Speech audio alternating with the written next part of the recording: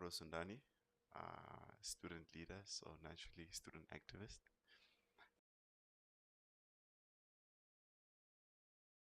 I think there's a lot we can take from him. For one, I think unity, standing up against something you feel that it's not right, and be able to walk in one accord as the youth, you know.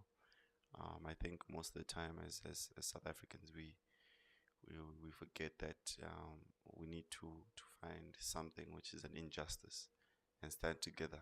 And I think that's one thing we can take from him, is that standing up against injustice as a unit. In terms of, I think, civil disobedience from the student activism side is that um, the people have always been enraged at something, and when you're enraged naturally, I think the culture of South Africans nowadays is to strike, and that's not always the solution most of the things. I think um, as students, is that we are intellectual beings in itself, and that's the core of what being a student is. You're an intellectual who's conscious.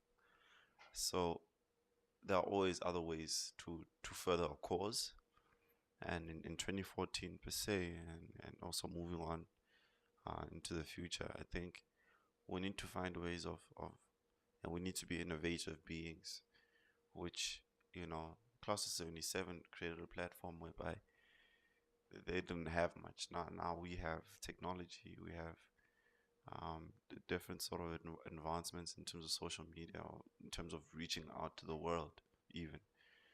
Um, we can use those sort of mediums. I don't, myself personally, I'm not a fan of protests and strikes, and we tend to think of that as the only option. So I think we need to be innovative in terms of furthering causes.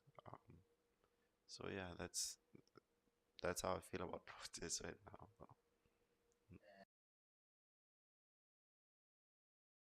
I think I think free education for myself. We need people who are given the opportunity to study further, and to have a particular sort of skill which they enhance in order to be able to, work and get a job, and to be able to participate in this economy.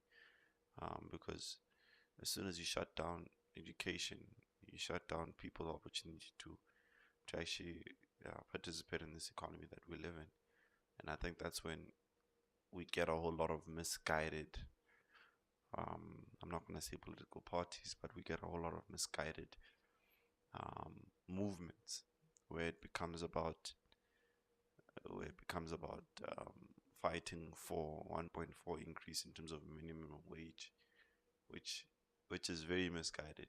Um, I think we should fight for growth, and in terms of um, being able to, because of inflation rate, being able to maneuver with those increases. But I think more than anything, we need to be able to emancipate our people in their minds, and I think that's what Steve Biko or pushed for, in terms of we need to free ourselves before we can free anyone else.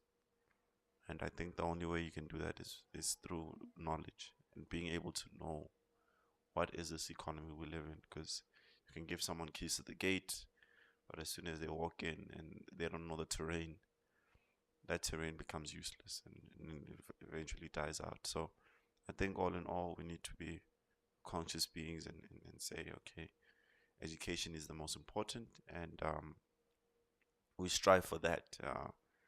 Accessibility to university classrooms is very important, and then people can be able to free themselves.